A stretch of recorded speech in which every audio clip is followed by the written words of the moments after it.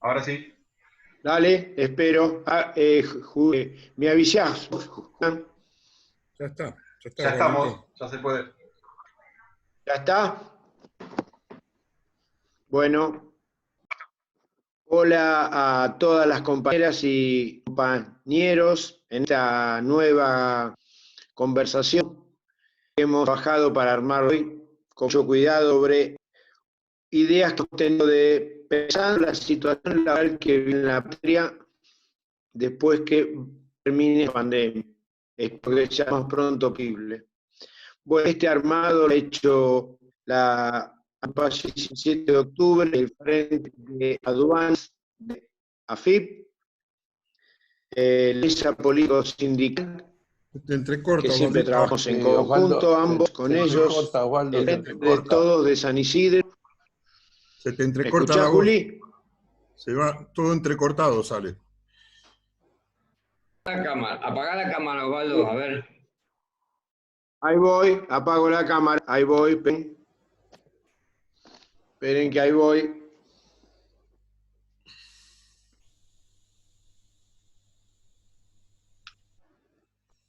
Ahora sí Bueno, se habla. sigo de vuelta. Estaba comentando. ¿Se escucha bien ahora? ¿No se escucha cortado? Sí, sí. No, Bueno, pero sigo. Osvaldo. Todas las agrupaciones que están, todas las agrupaciones que estamos trabajando en conjunto, no solo en esta charla, sino en un montón para que la militancia vaya pensando, creciendo y reflexionando propuestas, ideas, como decía Néstor, para una gran patria libre, justa y soberana. Me faltó, creo, el Frente de Todos de San Isidro y mujeres sindicalistas, que hay varias compañeras acá. Hay muchas compañeras y compañeros de distintas agrupaciones de zona norte, pero voy a presentar rápidamente a los invitados de hoy. Milena Lamonega, abogada, concejal de San Isidro, periodo en tránsito, luchando día a día, y gremialista histórica de SADOP. Después está el compañero José Luis Casares, referente histórico de la CGT Zona Norte, de la Mesa Política Sindical, y actualmente hoy es secretario de Relaciones Institucionales de SADOP, Mesa Directiva Nacional, entre otras cosas, ¿no? Aparte de creador de la Facultad Nacional Scalabrini Ortiz. Y el doctor Héctor Recalde, bueno, tendría que dedicarle media hora y creo que me quedo corto, entonces la síntesis es lo mejor. Un gran militante político, laboral, de toda la vida a favor del movimiento nacional y de los derechos de los trabajadores. Voy a nombrar algunas personas que vi en el chat antes de entrar, porque estuvo esos cambios hasta las 100 personas. Está Héctor Cabanchik de Forja, Roberto Gómez con varios compas de Necochea de la 17 de octubre, Marcela Cortielas, concejal de Vicente López, gran amiga de La Jaureche, Carlos Ruggero de Foetra, Isabel Papaño de Foetra, Carlos Pereira de Foetra, Gabriela Bermúdez de APM junto con su secretario general Juanjo Jiménez, Luciano Eberle de Panaderos, Raúl Ruiz Díaz de Lucifuerza, Pablo Charras de Unidad Ciudadana de San Isidro, Lucía Sánchez, concejal de San Isidro, y me están quedando compas porque estoy hablando y no estoy para mirar ahora la lista. Quizás después los van a nombrar o Marce los va a nombrar. Y bueno, la verdad, un placer de que todos podamos preguntar en esta charla y que nos abra a todos la cabeza y nuestro pensar. Así que, doctor Luis Raffagelli, que es camarista del Fuero Laboral de Capital, a usted le dejo la palabra y a su disposición para empezar esta conversación histórica de todas estas compañeras y compañeros militantes históricos de Zona Norte, Necochea, hay gente de Mar del Plata y de Capital también. Doctor, le paso la palabra. Muchas gracias, Waldo. Buenas tardes a todas y a todos. Es una alegría compartir con ustedes estas reflexiones. Como ustedes han titulado, pensando la situación laboral post-pandemia. Y realmente, en el caso mío particular, que soy una persona que trabaja puertas adentro, es importante, es como una brisa fresca estar en contacto directo con ustedes.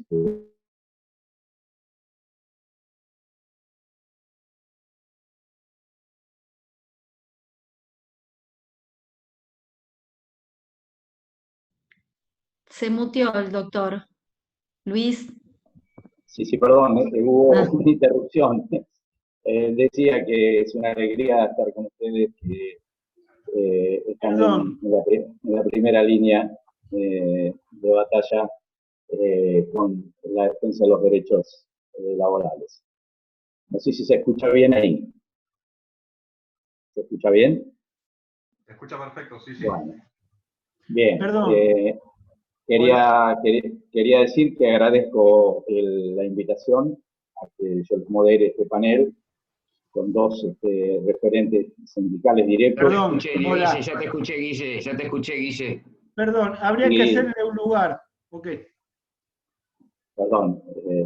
Ahora sí, compañeros, a ver si pueden entrar. Me bajo, compañeros, para dejarle el lugar. Vamos.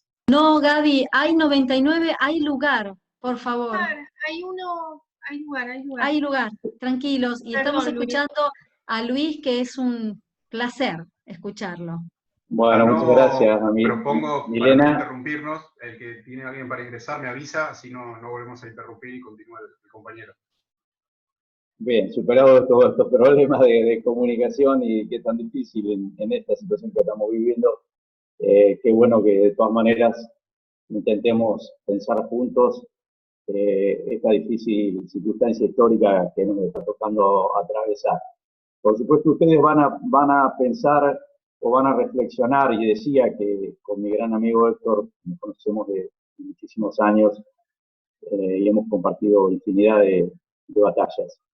Decía que pensar la pospandemia implica casi un ejercicio utópico porque nosotros veníamos de una profunda crisis, no solo económica, social, sino también un cuestionamiento a toda la ciudadela de los derechos laborales, al orden público laboral, y nos preparábamos como para, creo yo, nos preparamos para ir recuperando derechos, ir comenzando una negociación colectiva profunda y amplia, como siempre ha sido el peronismo, de su ley histórica del 1450 a 1953, y poder, una ley que es una valla cuando nos atacan y es una herramienta para avanzar en los derechos.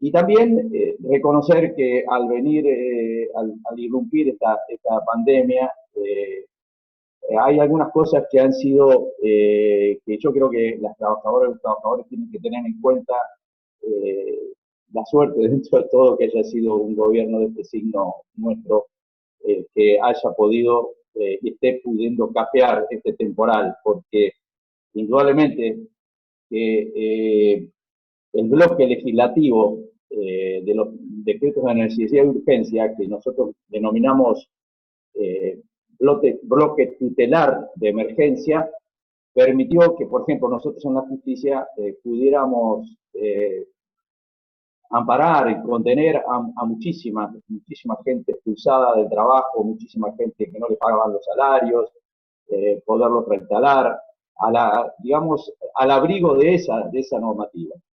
Y bueno, toda la demás legislación inclusiva, ya sea de los salarios, ayuda a las empresas, ayuda a los trabajadores informales, y la aceleración del trabajo digital, que hay que decir que también se sancionó una ley de teletrabajo por ahora es una buena manifestación de deseos y que son los sindicatos los que van a tener que darle contenido a esa ley a través de la negociación colectiva.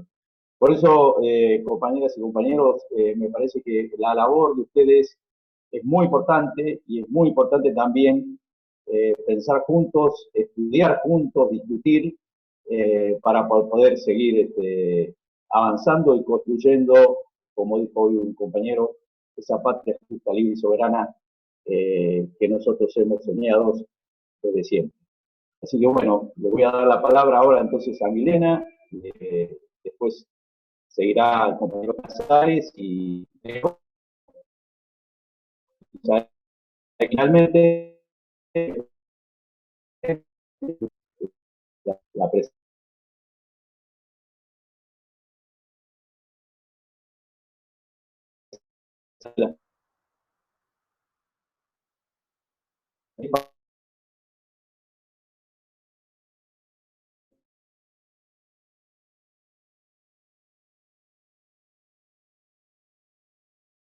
Siempre ha sido un norte, una esperanza, sus fallos, así que es todo un orgullo compartir con Héctor, por supuesto, con Héctor Recalde y con Luis, así que bueno, todo un desafío personal. Y bueno, sí, cuando digamos, ¿qué nos lleva a pensar el tiempo, digamos, el pensar la situación laboral en la pospandemia? Nos lleva a reflexionar cómo hasta hoy el modelo económico que nosotros lo definimos como hegemónico, neoliberal, capitalista y patriarcal, generó un crecimiento de la injusticia y la desigualdad inmenso, acompañado además de un detenimiento general de la productividad, por la opción de a la timba financiera, digamos. Y si podemos decir que hubo un signo también, es la destrucción de la casa común, la destrucción de la tierra, la expoliación, el descarte de los bienes relacionales, digo, esos vinculados a las relaciones interpersonales, digamos, el trabajo como herramienta también tiene esta cuestión interpersonal para la felicidad personal y social. Por la si reflexionamos todo esto, tenemos que obligarnos a pensar transformaciones, animarnos a hacer transformaciones muy profundas. En el mundo del trabajo, por supuesto, cuando pensamos el mundo del trabajo, lo asociamos siempre a los principios económicos que se implementaron, digamos, los principios tradicionales del intercambio y de la redistribución, pero siempre se olvidaron de un principio también económico, histórico y tradicional, que es el de la reciprocidad. Y yo vengo dando vueltas con este tema del principio de la reciprocidad en economía, digamos, por supuesto en economía social, porque se basa no en el interés, en el intercambio, sino en el don, ¿no? Esto de salir a ayudar al que está en una situación particular para ponerlo en una situación de igualdad en la sociedad. Entonces, digamos, tenemos que animarnos a pensar cómo se expresaría este principio de fraternidad, digamos, con los principios, digamos, de nuestra doctrina en el mundo del trabajo, y cuál sería el rol del Estado, de las organizaciones de la comunidad, de las organizaciones sindicales y de las personas en general. Porque para mí, una frase que dijo Luis me hizo acordar, los días más felices fueron, son y serán peronistas, no neoliberales, no dictatoriales, porque que son los que buscan desmantelar el modelo peronista de protección social, repudiando la vida y la integridad de los trabajadores absolutamente, digamos. Tenemos que hacer que la democracia, que tanto nos costó y que evidentemente nos sigue costando construir y defender, vaya evolucionando a la democracia social de la que tanto escribió el general, una democracia con justicia social, que nos incluya a todos, con fraternidad. Y pensando en los últimos acontecimientos que vivimos, digo, la necesidad de construir la legitimidad y las fuertes conducciones para atravesar las crisis, porque para evitar, digamos, los surgimientos de ideologías violentas, que sabemos que en estas circunstancias de crisis desestabilizan, y cuando las unimos a las desestabilizaciones mediáticas, judiciales, ¿no? y policiales, tenemos un combo de dictaduras blandas que ya lo conocemos. Digo, animarnos a pensar que en el centro de las políticas tiene que estar, digamos, hoy la tensión, porque lo que estuve pensando es cuál es la tensión, digamos, en la pospandemia. Y veía que para la construcción de esa democracia social, la tensión que teníamos era la grieta. Digamos, en el centro de la política, el capital, o sea, la acumulación en pocas familias de las riquezas que todos generamos. Entonces ahí tenemos un trabajo que necesariamente lo necesitan precario, barato, en condiciones poco reguladas, mucha desocupación que presione, expoliación de los recursos porque la vida no se respeta en ninguna de sus formas. Y esto fue lo que nos quisieron implementar, digamos, el avance de lo que fue la reforma laboral, el sueño que tuvieron siempre de la reforma del modelo sindical y de la reforma de los sistemas solidarios de salud y los sistemas solidarios de previsión social, que eso venimos de ahí, digamos, el gobierno de Cambiemos apuntaba a esos pilares y las políticas opositoras de ahora de Juntos por el Cambio nos quieren volver a llevar ahí. La verdad que nosotros abrazamos, digamos, que en el centro tiene que estar la persona humana, digamos. Cualquier política pública tiene que bregar por la felicidad. Y eso es hablar de redistribución justa de la riqueza, de más empleos, mejores condiciones de trabajo, mejorar los sistemas solidarios, mayor regulación del Estado como garante. Yo quisiera esbozar, digamos, esbozar, porque no me va a dar el tiempo, bueno, los antecedentes de las políticas públicas que nos llevaron a la crisis socioeconómica, la emergencia de la que venimos, porque nosotros venimos de una emergencia. La pandemia nos incrementó la emergencia, incrementó la fragilidad social y económica, y me gustaría nombrar algunas de las medidas adoptadas para paliarlas, para evitar los despidos, para proteger la economía lo máximo posible. Después, respecto al futuro del trabajo, pensar los desafíos que tenemos. En esto del bloque tutelar de emergencia, yo lo llamaba distinto, pero bueno, está bueno llamarlo así, y una propuesta, que no sé si llego, por eso estoy como reacelerada apurándome, que el camino de un diálogo social profundamente humano, popular y feminista, que es impostergable. Por supuesto que hay que hacerle un homenaje primero a los trabajadores esenciales que están en la primera línea de la pandemia, o sea, todo el homenaje a esos compañeros y compañeras y compañeros, no solo a los trabajadores de la salud, hay un montón de compañeros de distintas actividades que están haciendo que todos podamos estar cuidándonos, y el apoyo incondicional al gobierno de Axel y al gobierno de Alberto en toda la defensa hacia ellos, ¿no? Para pensar en... Para pensar... Hay tiempo. Ah, ¿voy despacio? ¿Puedo? Ah, bueno. Buenos Aires, la provincia en la que yo, bueno, estoy militando, representa el 53% del aparato productivo. Y recibimos el gobierno con una caída económica de casi el 6% entre el 2015 y el 2019. Eso nos llevó a declarar la emergencia productiva y laboral entre la emergencia educativa, yo vengo del mundo del CION también, la emergencia alimentaria. La desocupación que tomamos era del 10,5%, y el signo de la época del gobierno de Vidal fue el sobreendeudamiento, un incremento del 435% del stock de deuda en estos 4 años, y lo mismo sucede a nivel en todo el país, digamos. La desocupación fue récord desde el 2016, casi en 2 dígitos a nivel nacional. 1 de cada 4 jóvenes estaba desocupado. Se destruyeron 240.000 empleos privados. Digo, por nombrar algunas cosas, la capacidad ociosa de la industria fue del 40%, pero otro rango identitario también fue la pérdida del rango ministerial de salud, de trabajo, de ciencia y tecnología. sea, mayor desigualdad era la consigna, y especialmente atravesada por las cuestiones de género, por la interseccionalidad, o sea, si lo ves a través de las edades, de los jóvenes, las diversidades, una informalidad atroz. La pandemia lo que hizo fue generar cambios en las condiciones mundiales, una recesión, una de las recesiones más grandes digamos, en décadas. Creo que estiman la caída del Producto Global en el 4%.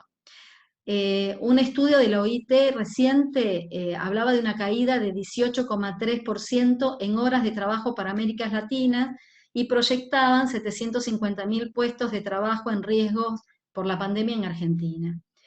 Sin embargo, una encuesta que hizo la Confederación Sindical Internacional, hecha desde la perspectiva y desde la mirada de los trabajadores, pone a la Argentina en el 6º lugar mundial en las políticas públicas que llevaron a la protección del empleo, digamos, a la protección de los trabajadores y las trabajadoras.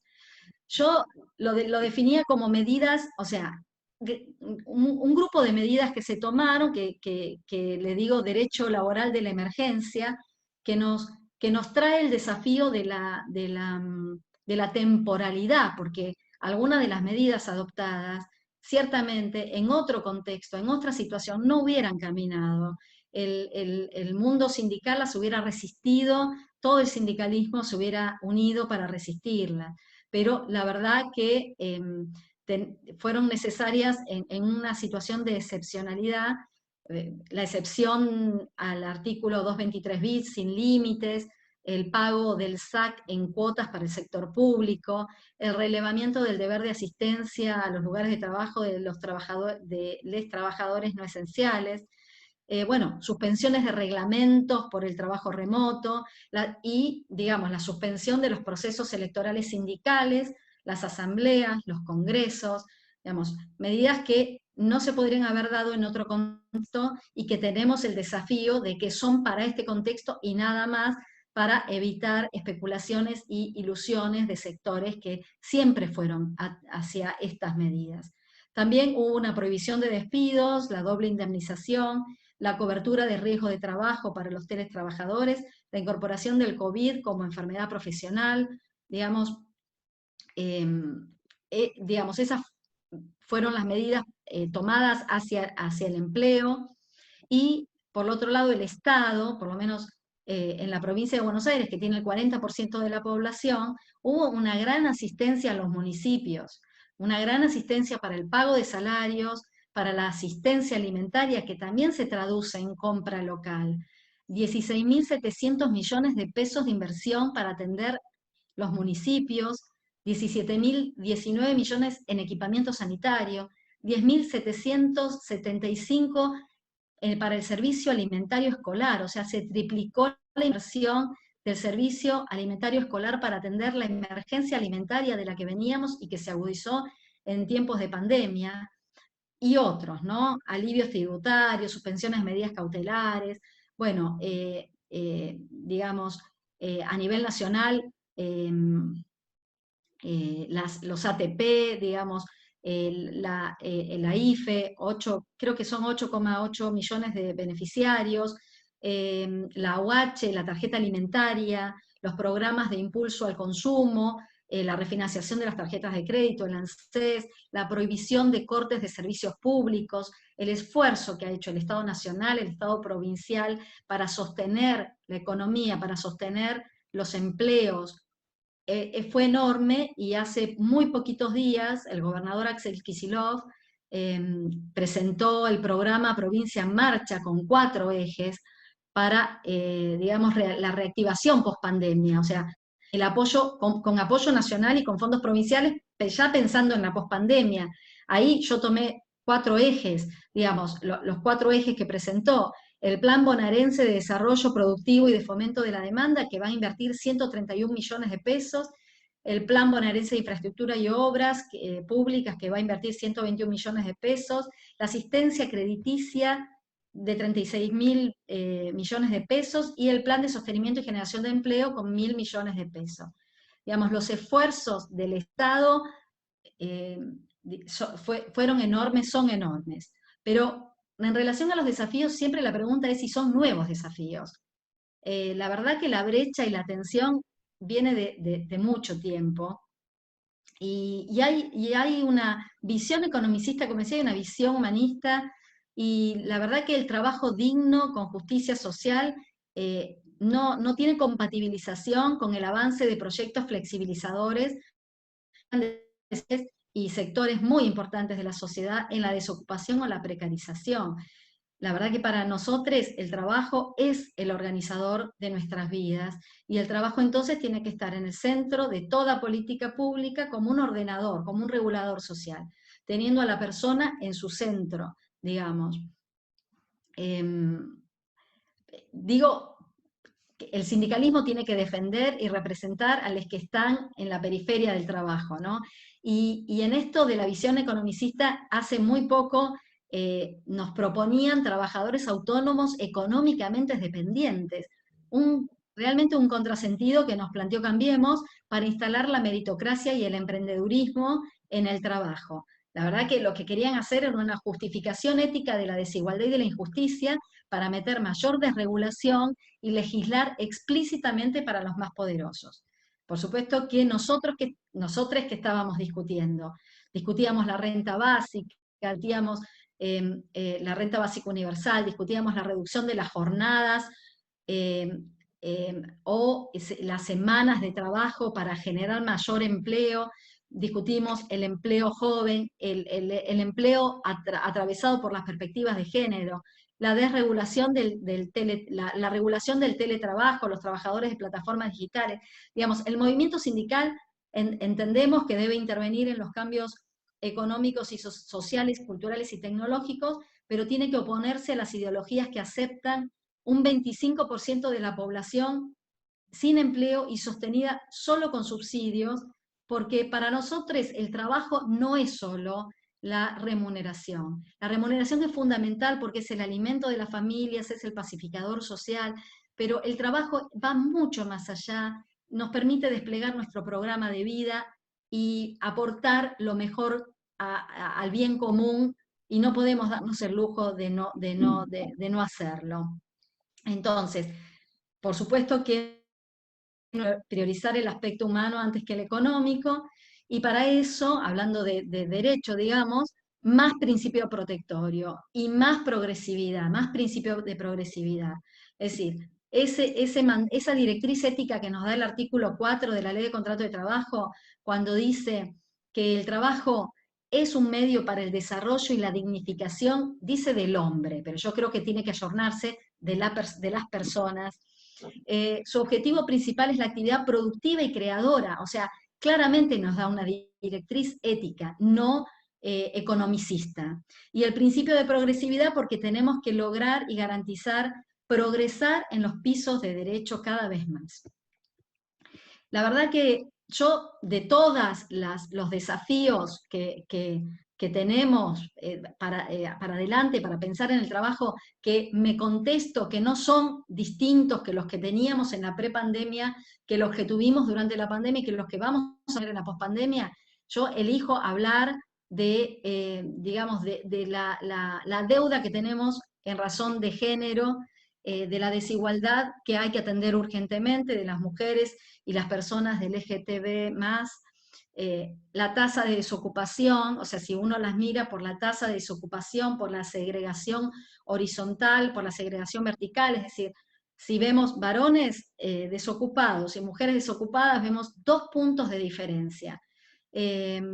Si pensamos en la brecha salarial en Argentina, que es del 29%, que las mujeres cobran 29% menos que los varones, se entiende por la segregación horizontal, es decir, se entiende porque las mujeres no pueden acceder a jornadas de trabajo más extensas por las tareas de cuidado que pesan y recaen mayoritariamente en las mujeres, y además porque acceden a actividades que son menormente remuneradas.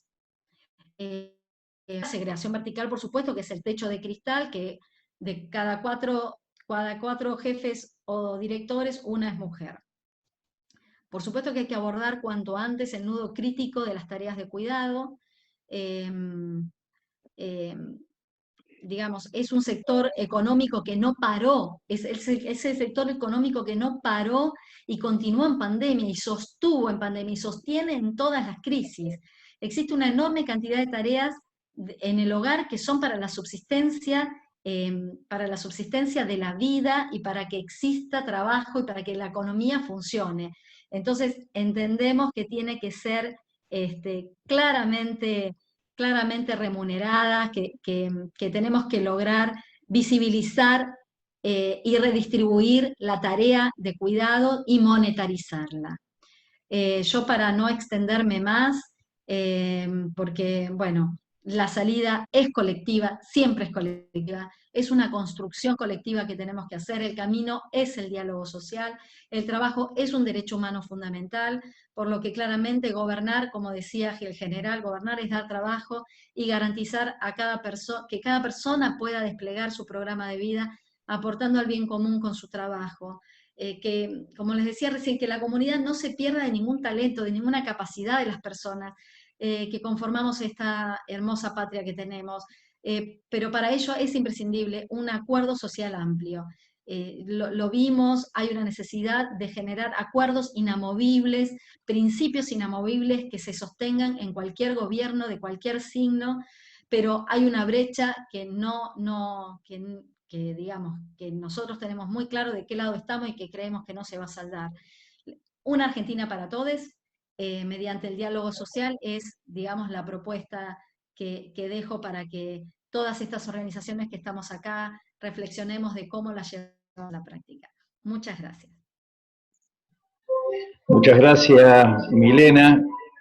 Excelente discurso, muy interesante tus conceptos. Y bueno, no sé si está Héctor para que comience a hablar. Vamos, Héctor, todavía. ¿Me están escuchando? Verdad, ahí te escuchamos, dale. Me siento realizado, porque yo soy de la época, estoy divorciado de la tecnología. Mi época era del piolín con 2 latitas de conserva para comunicarnos, así que fíjense qué lejano estoy, ¿no? La verdad que después de escuchar a Milena La Monega, me quedan pocas cosas para agregar. O yo tengo malas estadísticas o se agravó la situación.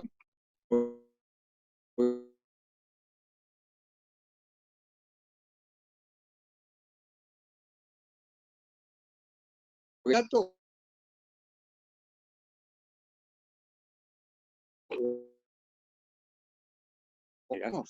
va a ser imposible la igualdad plena de estas razones que tienen que hacer con la biología, tiene que ver con la biología incluso, pero que tenemos que hacer, yo pensaba en Eduardo Galeano, con la utopía, de seguir avanzando para tratar de que por lo menos ceda tramos por tramos la desigualdad que hay. Va a ser difícil, si no, por no decir imposible, la igualdad plena, que sería la mayor aspiración. Lo que yo veo también es un divorcio que hay entre la norma y la realidad. Porque es cierto que hay doble indemnización, es cierto que se prohibieron los despidos, y quiero recordar que la prohibición de los despidos la sanciona por decreto un DNU Alberto, cuando Techín quería despedir a 1.450 trabajadores. ¿Cuál fue el final de norma? Techín terminó desvinculando a 1.450 trabajadores. Desvinculación que fue homologada por una cosa que yo cuestioné, más allá de que aplaudo todo el quehacer que está haciendo el ministro de Trabajo, el secretario y todos ellos, pero bueno, también en este ámbito íntimo me permito hacer alguna autocrítica. Y si uno hiciera autocrítica sería mucho más grave la circunstancia. A mí me tocó participar, por una cuestión etaria, en la elaboración de la plataforma electoral del PJ en 1983. Yo recordaba que en la lucha contra la dictadura de Onganía, Lanús, etcétera, etcétera, con tantos compañeros que habían sido detenidos, la consigna en los 70 era primera ley vigente, libertad a los combatientes que estaban presos, ¿no? Entonces, asimilando ese apotegma, yo pensaba en el 83 la primera ley vigente es la derogación de toda la legislación laboral de la dictadura y la puesta en vigencia del Estado, la del Estado de Derecho, sin perjuicio de perfeccionarlo, etcétera, etcétera. Ustedes saben que hoy día, y esto es una autocrítica, yo fui 12 años de legislador, hay 20 leyes que están vigentes y son nacidas en la dictadura cívico-militar. Y no lo pudimos. ¿Qué pasó? Como dice el bolero, ¿qué nos sucede, vida? Que no pudimos derogar esa legislación. La pospandemia, desafíos viejos. Fundamentalmente, el que tiene que ver con la jornada de trabajo. Somos el oprobio que tenemos, que somos los campeones mundiales de la cantidad de horas trabajadas. Empatamos con Colombia, no en el fútbol, sino en la cantidad de horas trabajadas. Tenemos 48 horas semanales. Cuando yo no digo llegar a las 35 horas de Francia, pero ir bajando, ¿por qué? Porque para mostrar mi pluralidad ideológica, podría citar a Bill Clinton cuando decía es la economía. Él le agregaba estúpido, yo soy muy recatado en los adjetivos calificativos y sobre todo los descalificativos, ¿no? Es la economía. Es decir, cuando hablaban de la rigidez de nuestro derecho al trabajo, decían que destruye empleo la rigidez, que los empresarios no contratan porque tienen miedo a lo que pasa con las indemnizaciones por despido, y la realidad es totalmente al revés. Cuando la economía avanza, hay contratación, hay nuevo empleo, etcétera, etcétera. O sea que el empleo ni crea ni destruye. Lo que sí puede hacer la legislación laboral es la distribución más racional y equitativa del trabajo existente. Y eso se hace regulando la jornada, que es una tarea que hoy día hay una parte de la filosofía china que habla de que la crisis también tiene que tener un sentido de oportunidad, o puede tener un sentido de oportunidad. Hoy día se está trabajando menos. Bueno, aprovechemos esta circunstancia para congelar y bajar la jornada de trabajo y repartir empleo entre mujeres y hombres que no tienen empleo, no tienen trabajo. Es decir, y además homenajear a nuestros trabajadores y a nuestros trabajadores peronistas. Hoy estaba recordando, septiembre es el mes de la ley de contrato de trabajo. Allá por septiembre, yo tuve el privilegio, entre otros que tuve, esto lo digo sonrojándome, de trabajar con Norberto Centeno. Por supuesto, trabajamos juntos como asesores de un gremio gastronómicos y además él lideró el equipo que modificó allá por el 74 la ley de contrato. Pero quiero decir que previamente la Confederación General de Trabajo, la CGT, había elaborado un anteproyecto que tenía 315, si no me acuerdo mal, 315 artículos, frente a los 302 que tuvo la ley sancionada finalmente. Y yo guardo con mucho cariño un ejemplar del proyecto de ley de contrato de trabajo, no sé si se puede ver en la pantalla, que estaba en la biblioteca de la CGT y me lo regaló Saúl Baldini. O sea que yo no lo hurté, en todo caso lo habrá hurtado Saúl Baldini, que pobre no puede defenderse, pobre, pero 315 artículos. Una de las cosas que tenía este proyecto era el despido socialmente injusto, porque aún habiendo causas para despedir, en una circunstancia determinada, esta por ejemplo, el despido aún con causa o justificada puede ser socialmente injusto, ni hablar si no tiene causa. Cuando digo honrar a los trabajadores, lo digo porque hoy no sé quién estaba hablando de Semana Santa del 1987. Cuando Rico quiere dar un golpe, la CGT, por única vez en la historia de la CGT, yo era jefe de abogados en ese momento de la CGT, declara, si seguía la sonada de Rico, un paro general por tiempo indeterminado. No hubo en el recorrido histórico del accionar de la Confederación General del Trabajo alguna vez que se haya declarado un paro general por tiempo indeterminado. Y a mí me tocó redactar la resolución, o sea que la tengo muy, muy incorporada en mi memoria. ¿Por qué digo honrar también a los trabajadores argentinos? Por la defensa no solamente que hicieron del gobierno de Alfonsín, sino la primera reacción masiva, colectiva, contra la dictadura cívico-militar fue el 27 de abril de 1979. Cuando se hace, los 25 declaran un paro contra la dictadura cívico-militar. Había que tener agallas para en ese momento enfrentar a los milicos, ¿no es cierto?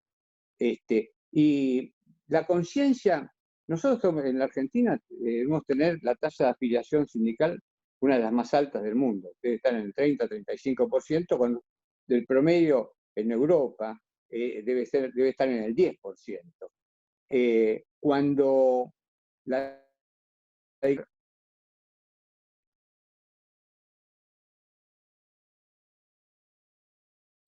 Te muteaste. Tengo el celular que me están llamando, perdónenme, pero es un instrumento de trabajo en este momento. Cuando deroga, hace caducar todas las afiliaciones de los trabajadores a los sindicatos. Es decir, que el trabajador tenía que tener una actitud activa en un momento de mucho miedo, de mucho miedo en el 79. Dicta el decreto 385 de ese año, haciendo caducar, como decía, todas las afiliaciones. La reafiliación dio un padrón de mayor, cuantitativamente mayor al preexistente, o sea, se lo llamó el decreto plebiscito en el movimiento obrero, porque mostraba realmente la importancia que le daba el trabajador a la organización sindical. Y siguiendo con la pluralidad, Churchill decía que el sistema de representación por los partidos políticos, el sistema de representación para representar los derechos de los ciudadanos. Bueno, yo diría, uno al sindicalismo le puede hacer cuestiones, etcétera, etcétera, pero no conozco ningún sistema mejor para defender los derechos colectivos de los trabajadores. Por supuesto que uno no se hace el distraído. Se habla mucho de las grietas, que hay grietas en todos lados, digamos, ¿no? En el sindicalismo realmente uno podría decir que hay dos tipos de dirigentes sindicales. Los que podemos llamar combativos y los otros dialoguistas.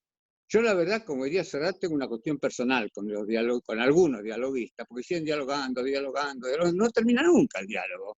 Y a veces el conflicto forma parte de la naturaleza humana, inclusive, sobre todo de los movimientos obreros. Y ahora otra cosa es que tenemos que tensar las sanciones. Hay un principio jurídico universal que dice no hay obligación sin sanción. Y esta previsión de despido, algo falla. Ahí tenemos que tener alguna modificación que haga que esto se corrija de una vez por todas. Citaban al general Perón. Otro de los privilegios que tuve fue allá por mediados de la década del 60, tuve 3 o 4 reuniones de trabajo con el general, porque era un momento, cuando no, que había una interna del peronismo. En ese momento era Corbalán Anclares, peronismo, en mi lectura, y Cerú García, que era el neoperonismo. Era contra Perón para salvar a Perón, una cosa así, ¿no es cierto? Y la verdad que hizo un máster de peronismo dirigido por Perón. Y ese es otro de los privilegios que la verdad me enorgullece hablar de eso, y las enseñanzas que recibí. Fueron, la verdad, un momento inolvidable, con algunas cuestiones. Yo en ese momento siempre dije que hasta llegar a... Nos reuníamos en las oficinas de Jorge Antonio, en el Paseo de la Castellana, no en Puerta de Hierro. Pues eran reuniones de laburo en serio, ¿no? Me mandó de vuelta con unos sobres y un paquete con castañas para Isabelita. Yo repito lo que él dijo que había en el paquete. Nunca hurgué a ver si eran castañas o qué era, pero bueno, las traje. Por supuesto con recato, porque pasar por la aduana si no eran castañas, no sé lo que hubiera ocurrido. Pero bueno, el carisma, bueno, ahí me convertí en un peronista emocional, además. Por el carisma que tenía el general, realmente es inolvidable. Anecdóticamente, para ilustrar por qué hablo del carisma, más allá de la guiñada del ojo que hacía cada vez que hablaba, yo de puro alcahuete, cuando nos íbamos a retirar, lo ayudo a ponerse sobre todo. Y me guiña el ojo y me dice, mijito, en la lucha entre el hombre y el sobre todo, siempre ganó el sobre todo. ¿Y cómo no voy a ser un peronista emocional después de esas cosas, no es cierto? Yo creo que tenemos por delante muchas cosas a hacer, muchas más.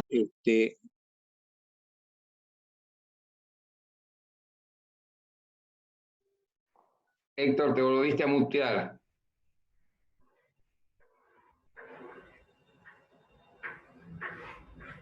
Héctor, te volviste a mutear. Ahí está.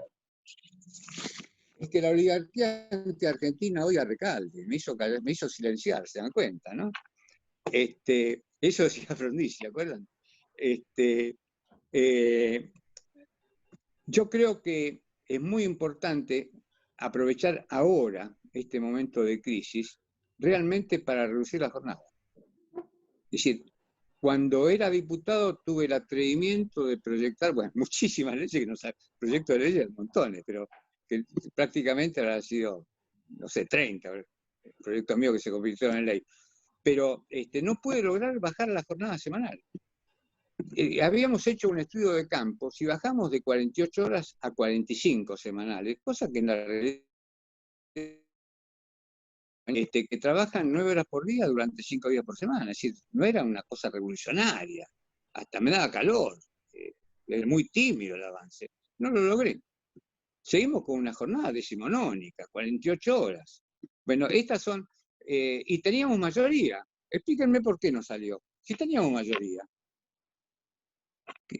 Bueno, esto tiene que ver con la autocrítica, es tan poderoso el sector económico dominante, la prensa dominante, son tan poderosos que no podemos hacer lo mínimo que podríamos hacer por los laburantes.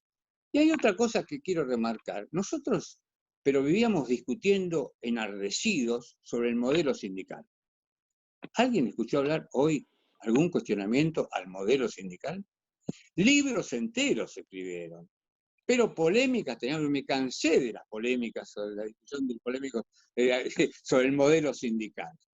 Tenía que hablar con los sectores empresarios, incluso con algunos propios. Es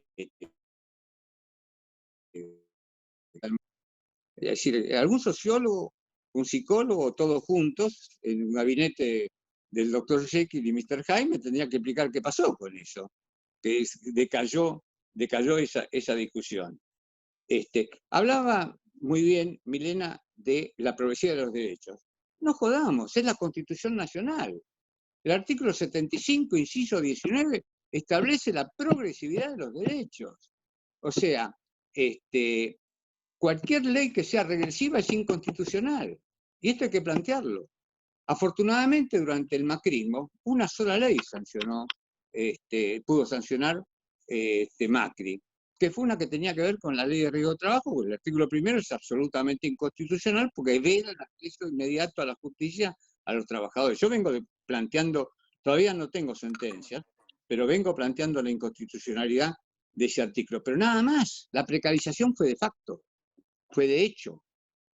Manejan el disciplinamiento, ¿no? Con el ejército de reserva, esa cosa que decía. Yo tengo mucha confianza con Marx, por eso lo digo Carlitos, ¿no? Pero la realidad es que si no hacemos autocrítica y no nos tratamos de explicar por qué no vamos a avanzar. Tenemos que asumir esto como realmente un desafío para el futuro, con muchas otras cosas más, ¿no es cierto? Pero la otra cuestión es una realidad que viene sucediendo en los últimos años, que tiene mucha trascendencia, que son los movimientos sociales. Tendrían que ser una rama de la Confederación General del Trabajo, para nuclear a todos los sectores. Esos sectores tienen que estar comprendidos como una realidad social que está advertida en el sistema de agremiación y de aspiración que tiene la CGT. Pero no dejar que quede escindido, porque son luchas que nos comprenden a todos. Pues si fueron trabajadores, son o serán, o habrán sido, pero son trabajadores también. Bueno, hay muchísimas cosas, no quiero... Yo estoy en contra de los monopolios, así que no voy a monopolizar el uso de la palabra. La gatita negra recién se vino a acariciar conmigo. ¿Cómo? La gatita negra, ¿te acordás que Liliana Ballesteros tiene abierto... Ahí está, ya está. A ver. No, fue sí. un error, Héctor, continúa. Yo no tengo nada más que decir, hizo muy bien en interrumpirme. Pero bueno, yo en serio no creo más bien en la cosa coloquial, que intercambiemos opiniones, críticas, aportes, etcétera, etcétera. Nadie tiene la verdad revelada, y mucho menos la verdad absoluta. Pero sí tenemos que advertir que no nos está yendo bien, no nos está yendo como nos tendría que ir, más allá de la pandemia. Estamos hablando nosotros en esta convocatoria de la pospandemia, que ojalá sea pronto, ¿no? Porque la cosa está bastante inaguantable. Esta es una pandemia absolutamente antiperonista, porque no podemos salir a las calles de la República a manifestarnos, no podemos abrazarnos con las compañeras y los compañeros, y es antiperonista. Así que cuanto antes salgamos, vamos a recuperar otra bandera del peronismo que tiene que ver con el trabajo colectivo. Esto de la sensación de lo colectivo, que es diametralmente opuesta al individualismo. Entonces, esta es la caracterización del peronismo. Obviamente, mi mejor amigo, como decía recién Milena, mi mejor amigo decía, Perón es el que trabaja. Bueno, ojalá tengamos millones y millones de amigos. Bueno, muchas gracias por la invitación que me hicieron y perdonen la lata. Bueno, muchas gracias, Héctor. La verdad que reservate un poco porque hay varias preguntas para vos. Dale. Así que lo que yo quería decir, como un poco tratando de ejercer el rol de moderador que los compañeros y compañeras me dieron. A mí me interesó mucho, Héctor, digamos, ese recuerdo que hiciste de aquel movimiento contra la dictadura en el año 79, que fue tan difícil. Y yo diría, recordando lo que pasó ayer, digamos que cuando vimos esos móviles policiales rodeando la casa del presidente, a todos se nos heló la sangre, ¿no? En cierto modo. Y yo creo que el movimiento obrero tiene una trayectoria histórica desde el 17 de octubre, pasando por ese hecho del 79 y otros, de alerta, me parece, alerta que no son solo sus derechos laborales, sino que el movimiento obrero es el que más y mejor puede defender una democracia sustancial, una democracia como la que el peronismo se ha planteado en toda su historia. Así que bueno, ahí tengo las preguntas preparadas, Héctor, para después. Le vamos a dar la palabra. Sí, decime. Una democracia ayornada, porque yo últimamente me declaro que soy comunista. Así que quiero decirlo explícitamente porque, bueno, porque es lo que corresponde, es lo que yo pienso. Vamos, compañero. Excelente. Bueno, le vamos a dar la palabra al compañero Casares. ¿Cómo no? Y después sí pasamos la pregunta. Hola Héctor, hola compañero, bueno, gracias. Gracias Héctor por escucharte, hacía bastante que no te escuchábamos así en público. Bueno, en primer lugar yo iba a agradecer la participación de todos ustedes, de cada uno de los presentes, de los oradores. La verdad que han aportado y han iluminado la jornada. Y fundamentalmente hacerle un homenaje a los trabajadores esenciales, fundamentalmente a nuestros compañeros del área de la salud, médicos, enfermeras, terapistas, todo lo vinculado al tema de la salud, que están dando una pelea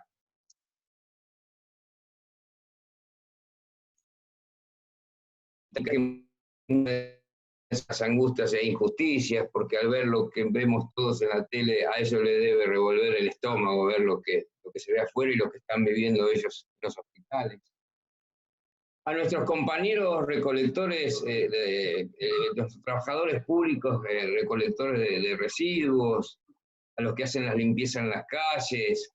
A los privados también. A los privados, por supuesto, a los repositores, a los empleados de comercio que siguieron trabajando para que podamos comprar los alimentos. A los compañeros de las empresas de servicios públicos, ¿no?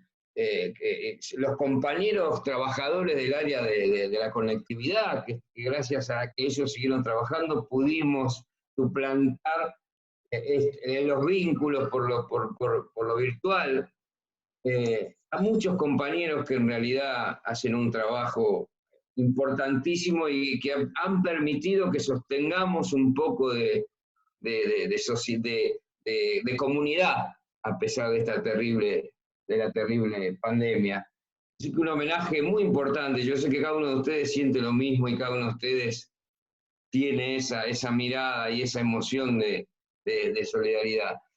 Y la solidaridad en la pandemia, para llamar de alguna manera, la pandemia podría marcar un cambio epocal. Podría marcar un cambio epocal cuando esto termine, seguramente, porque el mundo va a cambiar. Va a cambiar y deberíamos intentar que ese cambio vaya por el lado de construir una cultura vinculada a una cultura más humana, más justa. Eso tendría que ser nuestro desafío para este cambio epocal. Porque lo que decía Milena, lo que describían los compañeros, es del individualismo, el capitalismo, la exacerbación del dios dinero, como dice nuestro Papa. Eso está vinculado a una cultura que se instaló a partir de la derrota de los proyectos populares de los 70 y los 80 en el mundo. Definitivamente, como nos pasó en la Argentina.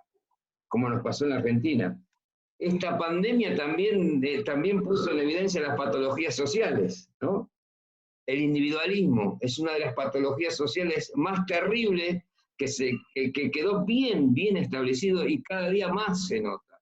Pero esto que parece insensibilidad, que la gente no tuviera en cuenta de los médicos, tiene que ver con los valores culturales que nos inocularon en los 80 y los 90. Así que por suerte hay una contracara, no está todo perdido. Lo que decíamos recién, el personal de la salud, los médicos, con esa actitud tan solidaria y tan comprometida con la vida humana. Así que yo digo que nosotros tenemos que identificar claramente que esta pandemia reveló públicamente que tenemos una economía enferma. Y que dejó en evidencia claramente la Argentina la injusticia de esta economía que se construyó durante tantos años. Hay trabajadores que podemos trabajar en casa, pero hay otros que ni siquiera tienen una computadora, no tienen la alternativa de trabajar desde casa y cuidarse. Y hay que hablar, por ejemplo, en la educación. En educación hay pibes que no han tenido clases, muchachos, no se olvide, hay pibes que no han tenido clases porque en sus barrios no hay conectividad, no tienen computadora.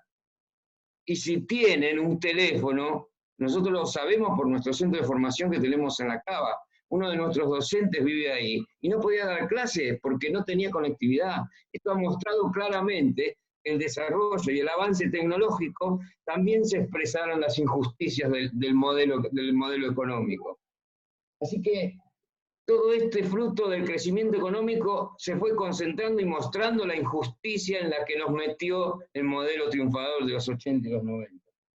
Que prescinde los valores humanos, fundamentalmente, que como dijo Milena, no pone al hombre en el centro de la escena, en el objeto de su desarrollo y de sus objetivos. Y sabemos los trabajadores que la clave para identificar un buen proyecto económico, un buen modelo económico, la clave es el trabajo. Si el proyecto económico genera trabajo, que en realidad es un proyecto político, si ese proyecto político genera la economía, genera trabajo, ese es el mejor modelo económico para los trabajadores. Ese es el mejor modelo económico para los trabajadores. Por lo tanto, el cambio que necesitamos, evidentemente, tenemos que nosotros debatirlo, impulsarlo, tenemos que reflexionar lo que se nos viene, tenemos que reflexionar sobre el nuevo trabajo, los nuevos empleos, porque estos ya vinieron, ya están los nuevos empleos. Y en esto es fundamental, cuando hablamos del futuro del trabajo, de lo que va a ser después de la pandemia, también es importante discutir, para la mayor, sé que acá habemos muchos dirigentes sindicales, como siempre, cuál es el rol del movimiento obrero frente a la nueva realidad que se nos viene del nuevo trabajo. Porque como vos decías de lo de Techín, Héctor, no fue un problema de que no se cumple la ley. El problema es otro. El problema es el rol del sindicalismo frente a estas injusticias, porque hay un montón de situaciones injustas que no están legisladas, y sin embargo, la decisión política o la decisión sindical de la lucha se lo ha reparado esa injusticia. Por lo tanto, fundamentalmente, es fundamental el rol del movimiento obrero para la pospandemia. El rol del movimiento obrero se inserta el movimiento obrero en la pospandemia. Y después de ahí, también tratar de identificar cuál es el rol del movimiento obrero en el proyecto popular, porque yo espero que nosotros sigamos aportando y apostando por la construcción de un proyecto popular que nos contenga a todos y que tenga al hombre como principio y fin de toda política. El sindicalismo es la mejor respuesta, claro que sí. El sindicalismo, así como la política, es la expresión más alta de la caridad. Y ojo que la caridad es amar al otro como a sí mismo, ¿eh? Eso es la caridad. Por eso la política es la expresión más alta de la caridad, como dice nuestro Papa. El sindicalismo es la muestra más importante de la solidaridad organizada, porque la solidaridad no es dar lo que nos sobra, la solidaridad es una forma de vivir y de construir la comunidad y la sociedad, una forma de darse al otro, una forma de reconocer al otro y una forma de enaltecer al otro, porque si reconozco al otro me reconozco a mí mismo. Y ese es el rol del trabajo también. El trabajo es un valor por eso, porque con el trabajo el individuo se desarrolla y es consciente de su trascendencia humana. El trabajo es fundamental, desde que existe el hombre existió el trabajo. Yo quiero hacer un comentario con respecto a la solidaridad. No me acuerdo los nombres, pero es así. Le preguntaron a una antropóloga cuál fue el primer ejemplo, el primer rastro de la cultura humana. Claro, los alumnos pensaban que iba a decir, bueno, una olla, un instrumento. No.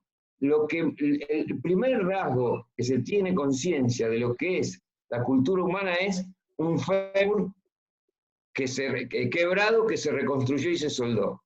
Entonces, ¿qué dice? ¿Por qué eso?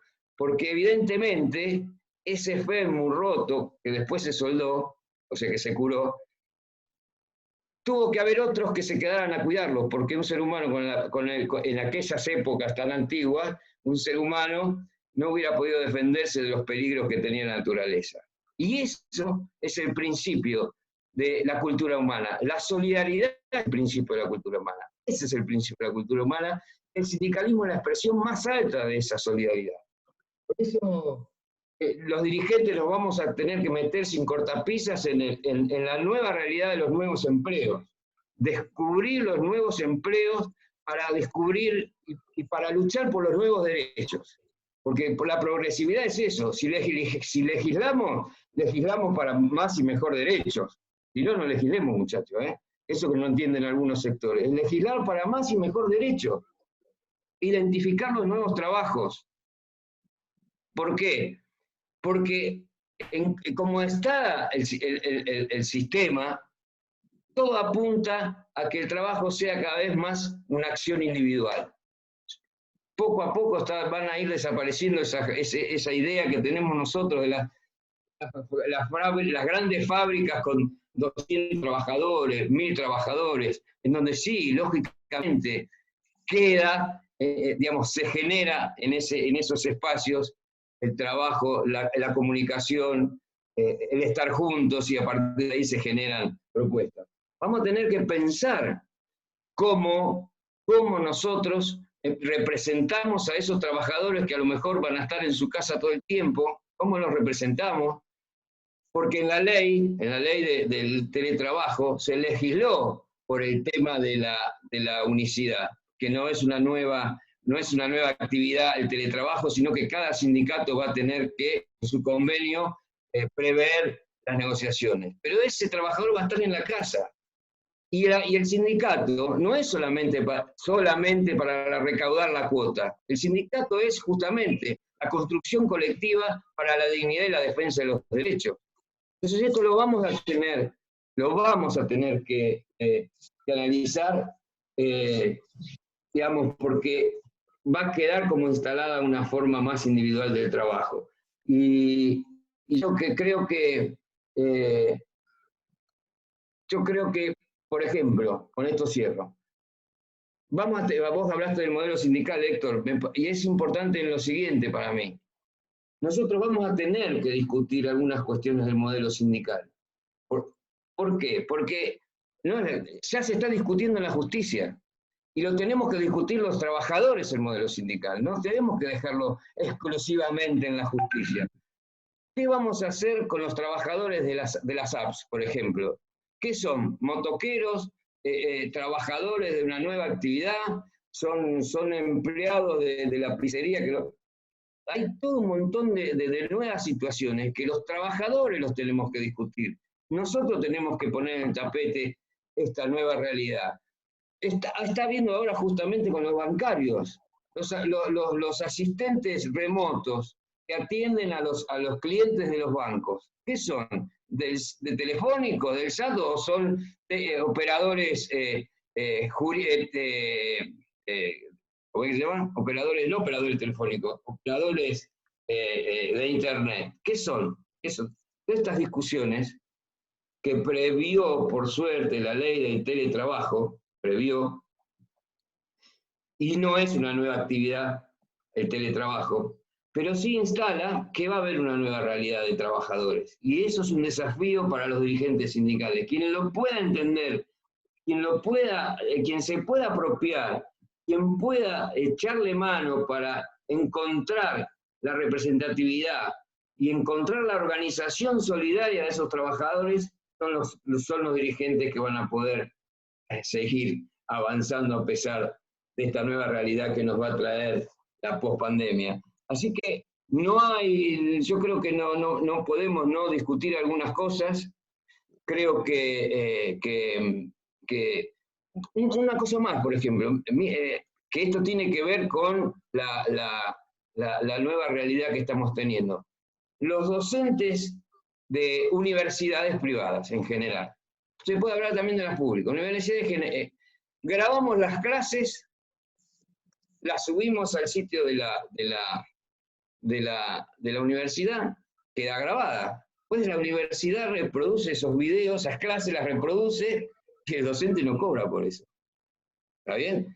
O sea, se están generando un montón de hechos en la actividad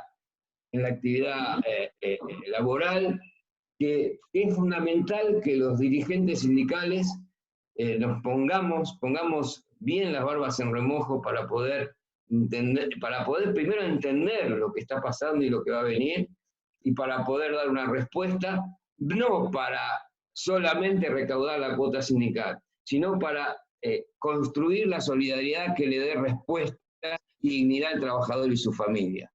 Y tener siempre en claro que el objetivo principal de todo sindicato, de toda política, es la felicidad del pueblo y la grandeza de la patria. Gracias.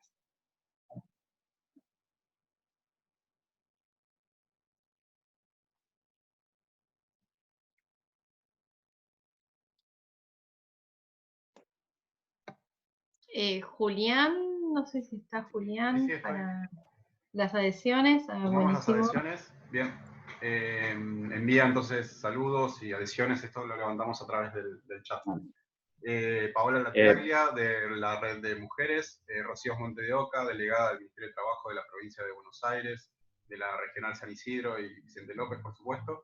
Liliana, de la DAP San Miguel, del SADOP, Graciela Bermúdez, de APM, Hernán Rossi, secretario del Interior de UPCN, Juan Carlos Sastre, de SADOP Tigre, Karen Reno, trabajadora gráfica, Cela Quinteros, del Sindicato de Panaderos, Josefina Martínez, de la Unión Ferroviaria, Emilio Bronte, de Sugara, Armando Dotich, Mesa de Jubilados y Pensionados de ATE y CTA, Autónoma de la Regional del Mar del Plata, Marcela Cortielas, concejala de Vicente López y subsecretaria de UPCR Zona 10, Rubén Alés, director de Avellaneda, Alejandra Pérez, de la FEB San Fernando, Ale Novoa, de FOETRA, Mabel Quintana, de Agrupación 17 Impositiva, Raúl Fuentes, de Frente Aduanero, Ariel Melchiori, de la Asociación de Empleados de Casinos, Romina Leiva, de la UOM Seccional Vicente López, Volver a las Raíces, y también Agrupación Somos, Virginia Sbrisi, de la CGT Necochea, Luciana Sosa, de PDEFA, Jorge Sare, de SUPE Salta, Carlos Pereira, de FETIA CTA, Marcelo Achinelli, secretario de organización del PJ de Vicente López, Carmen Solís, trabajadora gráfica, Carlos Rulleros de Poetra, Marcela Silva de APSE, Verónica Otero de UPCN, subsecretaria o subsecretaria del Interior, la Jaureche Vicente López, Liliana Ballesteros, jefa de inspectores de la DIEGEP. No sé si hay alguna otra, tenés Marcela, adhesión. Y por último, digamos, transmitir un enorme reconocimiento a todos las y les docentes que mañana se conmemora su día, nuestro día, digamos, porque yo también soy de SADOP, del Sindicato de Docentes Privados. Sobre todo, también quiero hacer mención por la difícil o desafiante tarea que nos toca llevar adelante hoy en esta etapa de cuarentena y de aislamiento social y demás. Gracias, Julián. Bueno, también hay un saludo de la Asociación de Abogados Laboralistas de Rosario, Diego Golioli.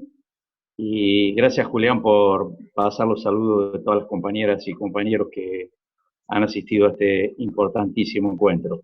Quería decir, respecto de la intervención de José Luis, quería felicitarlo por la claridad de sus conceptos, que se resume, creo, en una frase clave para nosotros, que es la patria es el otro. Hay algunas preguntas.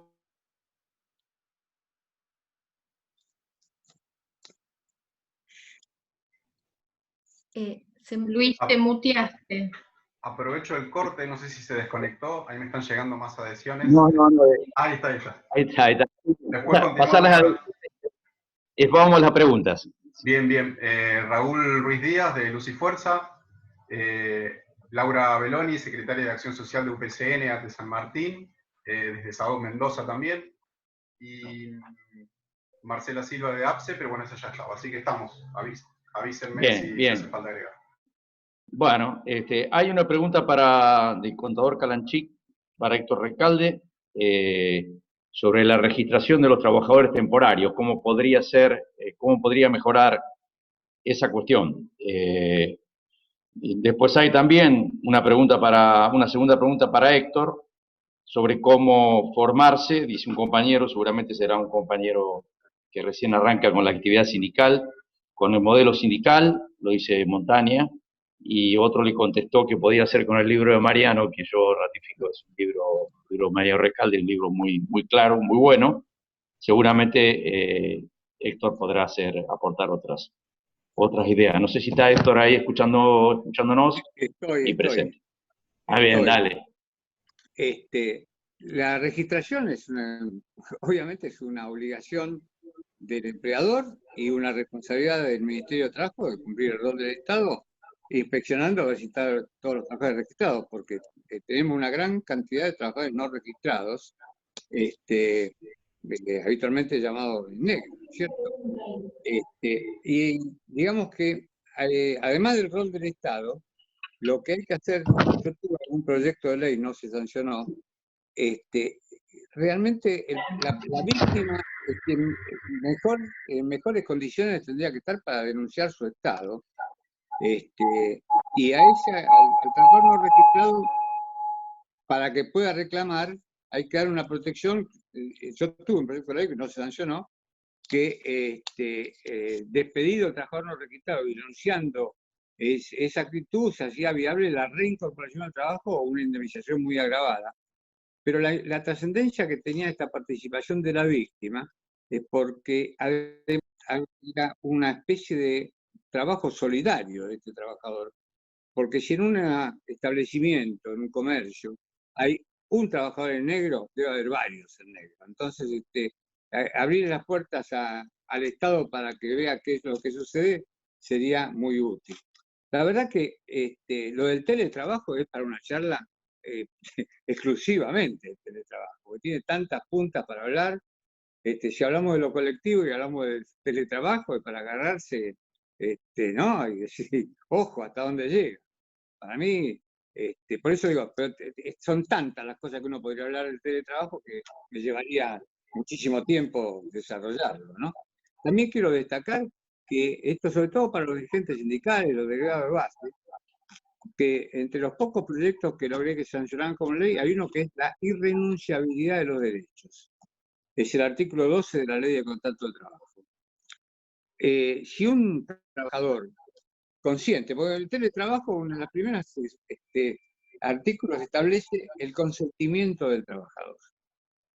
Y yo, como diría Serrat, tengo una cuestión muy personal con esto del consentimiento del trabajador. ¿Alguien puede creer que hay un ejercicio libre de la voluntad en un coloquio entre el empleador y el trabajador?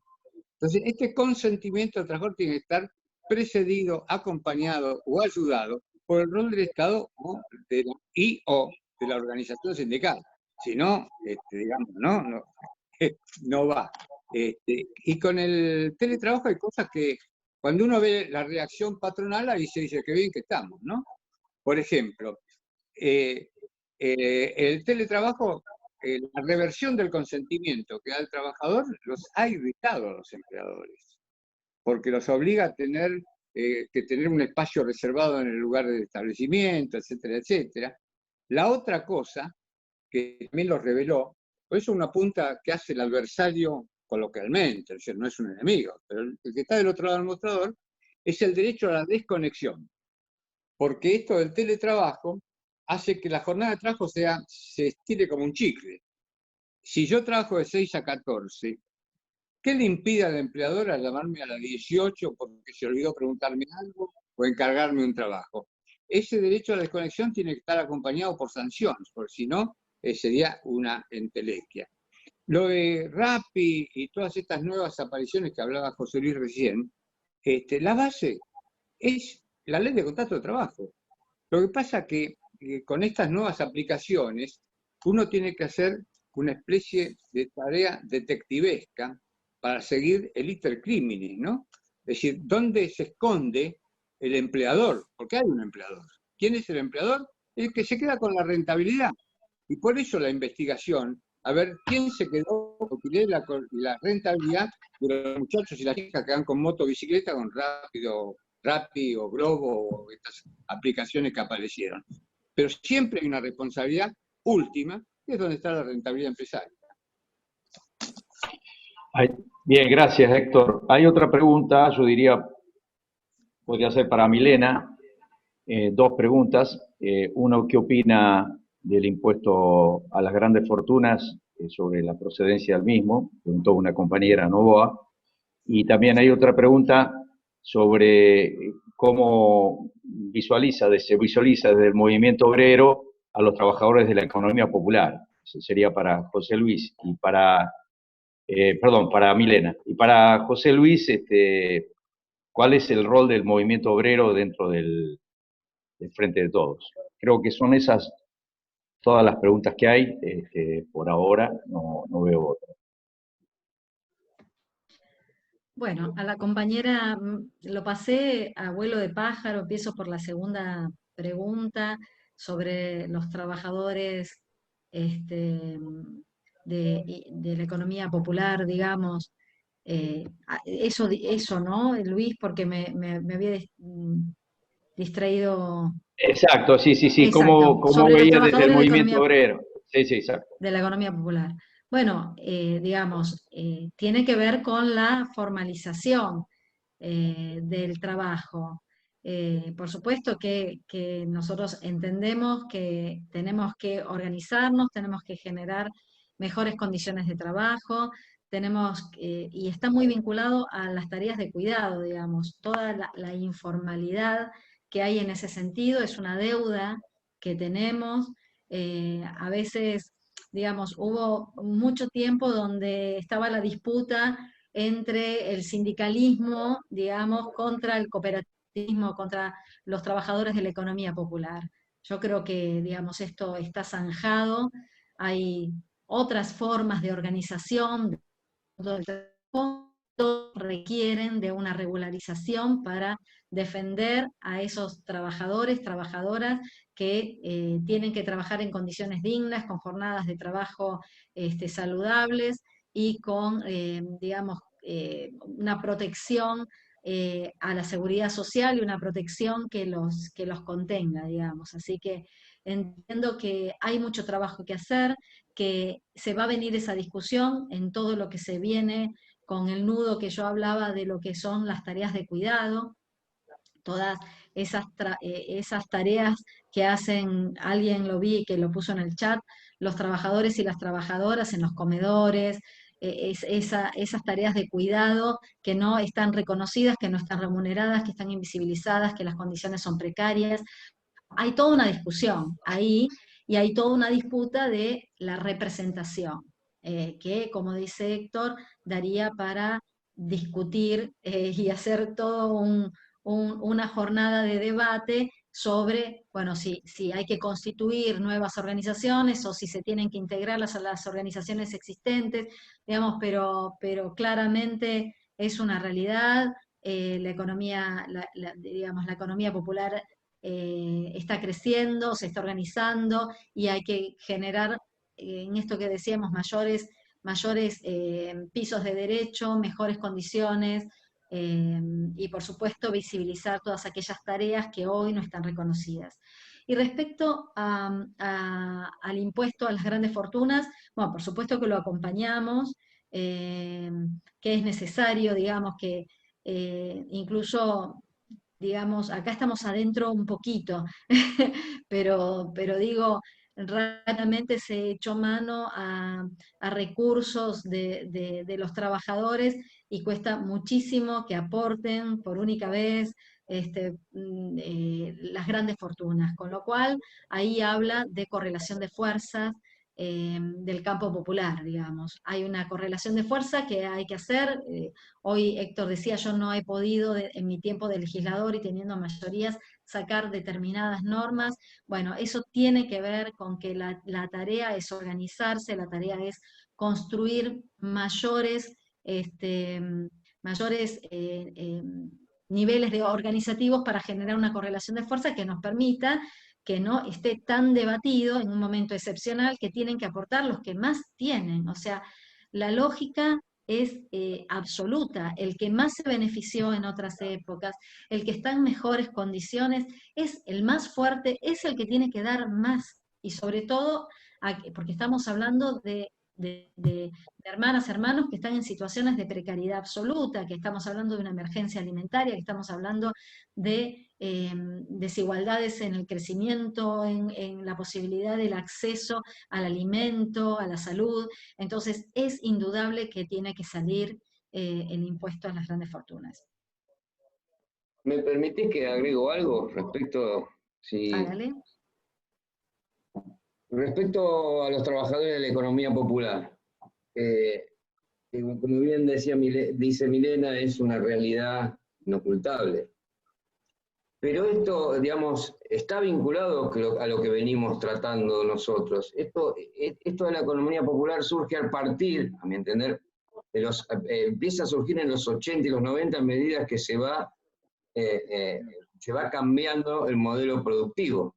Van cerrándose fábricas, van quedando compañeros desocupados. Las primeras organizaciones de desocupados fueron organizados por nuestros compañeros que eran de comisiones internas de las fábricas que cerraban. En cualquier momento trasladaban toda su experiencia organizativa al barrio. De ahí fueron surgiendo las organizaciones. Yo me acuerdo, ahora que está Héctor acá, tuvimos un plenario en aquel momento en el MTA, en la UTA, con Juan Manuel Palacios. Estaba en ese momento, Héctor, la compañera de azafatas, ella Castro, y justo estábamos nosotros en un plenario en la UTA, y estaba produciéndose una de las marchas, estoy hablando de los 90, ¿no? De los 90, éramos todavía el MTA. Se estaba produciendo una marcha importantísima que pasaba por la avenida Rivadavia, y yo en ese momento tomé la palabra, tengo la foto de ese momento. En ese plenario me acompañaba un compañero que hoy no está de acá de la zona, el compañero Leo del SAT estaba. No sé quién otros más de los que están acá. Puede ser que Gaby también pudiera estar. Yo estaba. Y me levanté y propuse que, digamos, expresé que nosotros, era una obligación moral para los trabajadores organizados organizar y tender nuestra mano a los compañeros trabajadores desocupados. En ese momento me contestaron, me acuerdo, que nosotros representábamos a trabajadores con trabajo, o trabajadores formales. Entonces, y nosotros siempre, desde el momento que apareció el fenómeno de los compañeros ocupados, impulsamos y desarrollamos actividades para organizarlos. Acá en Zona Norte, por ejemplo, nosotros formamos el Frente de Desocupados San Cayetano, que marchaba paralela a la regional de CGT. Y que también fue el principio de lo que después fueron las organizaciones sociales. Las organizaciones sociales surgen a partir de la traición de los objetivos de los partidos políticos, porque todas esas representaciones y todas esas necesidades que expresan nuestros compañeros de las organizaciones sociales, en su momento la expresaban y la representaban los partidos políticos, ni que hablar del peronismo, desde ya. Todo problema vinculado con el trabajo, con el barrio, la expresaba el peronismo. Pasa que en los 90 claramente hubo un quiebre muy fuerte de representatividad de los partidos políticos, en donde las dirigencias, las élites de todos los partidos políticos terminaron pensando todos iguales. Abajo, los radicales, los peronistas, los socialistas, los independientes, pensábamos otra cosa y los dirigentes otra. Pero bueno, entonces lo que yo digo es que el problema de nuestros compañeros de las organizaciones sociales y el problema de la economía popular está vinculada al modelo económico y al modelo político injusto. Nosotros tendría que ser voluntario elegir un trabajo independiente o dedicarme a mi trabajo independiente, no porque no me queda otra salida que dedicarme a otro trabajo que no sea un trabajo remunerado, digno, registrado, con obra social, como siempre lo fue en Argentina. El problema de la economía popular, que no es un problema de la economía popular, es un problema del modelo injusto de la economía que yo hablaba al principio. Son trabajadores sin trabajo que lo flexibilizó el modelo económico, que es el modelo político. No hay ninguna duda que nosotros tenemos que marchar junto a nuestros compañeros en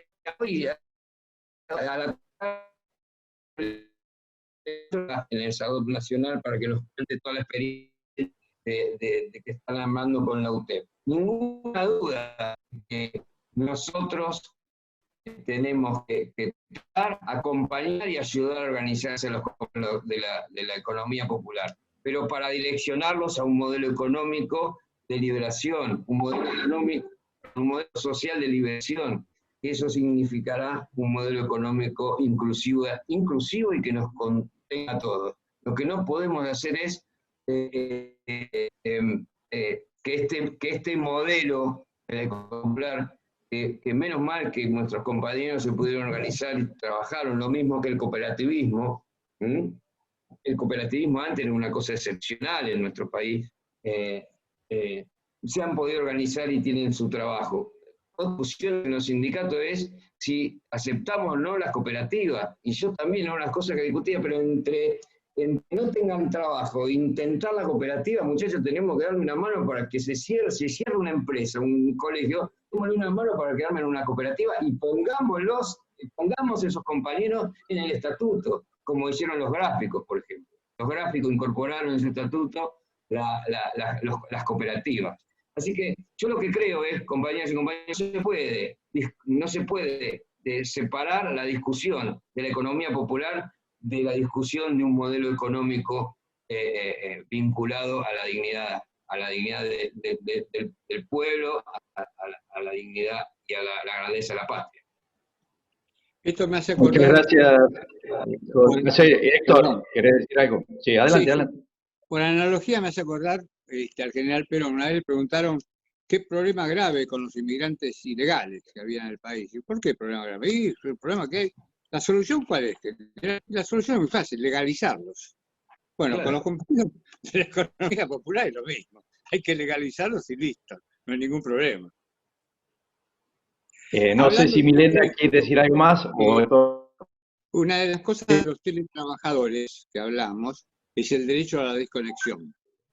Yo a las 8 tengo un compromiso, así que si hay alguna pregunta, la contesto y después reivindico mi derecho a la desconexión. Creo que estamos ya en el tope de hora. Bueno, desde ya agradecer a los expositores que han sido clarísimos, a las compañeras y compañeros que han participado activamente. Creo que ha habido un hilo conductor muy claro, la necesidad de que el movimiento obrero no sea como es José Luis, trabajadores y no nos ocupamos de informales, sino que haya una política que unifique y que es la política de inclusión social por la que nosotros estamos todos de acuerdo. Creo que han quedado muchas preguntas, muchas apreciaciones. Seguramente me parece que esto da para generar otro espacio de debate a partir de todos estos aportes que se han hecho, que han sido muy valiosos. Y desde ya creo que no creo equivocarme si digo que desde los este importante aporte. No sé si alguien quiere decir alguna otra cosa, y si no, me parece que de acuerdo a lo que me dicen los compañeros, estaríamos cerrando. Muchísimas gracias, sobre todo a los compañeros panelistas y a todos que aguantaron la charla. Muchísimas gracias por la invitación. Gracias. Compañeras, compañeros. Gracias, un orgullo, Luis. A todos, Saludos. Muchas gracias, buenas tardes. Compañero Recalde. Hasta luego. Alberto y ustedes están bancando la situación. Estamos todavía, muy bueno. Gracias.